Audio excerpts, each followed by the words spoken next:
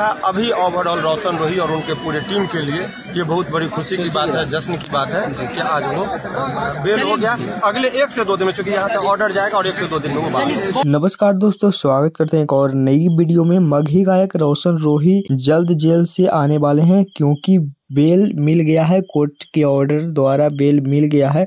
और दर्शक बहुत ही ज़्यादा रोशन रोही को मिस कर रहे थे, तो इंतज़ार की घड़ी हुई समाप्त। रोशन रोही 2 से 3 दिन के अंदर में बहुत ही जल्द आप सभी के बीच में होंगे। और रोशन रोही के मूवी मेरा वचन को भी बहुत ही जल्द रिलीज किया जाने वाला है। तो बहुत ही अच्छा लगा कि रोशन रोही को रिहाई हो गया है। और फाइनली अभी तो जेल से आए नहीं है, लेकिन 2 से 3 दिन के अंदर में रोशन रोही जी आप सभी के, हम सभी के बीच में होंगे। और उनका फिल्म जो शूट करके रखा गया था, जिस फिल्म के नाम था मेरा वचन, वो भी बहुत ही जल्द आप सभी के बीच में भी रिलीज किया जाने वाले हैं। रोशन रोही के एक नया नाम जेल में जाने के बाद मिला है, जेल स्टार रोशन रोही।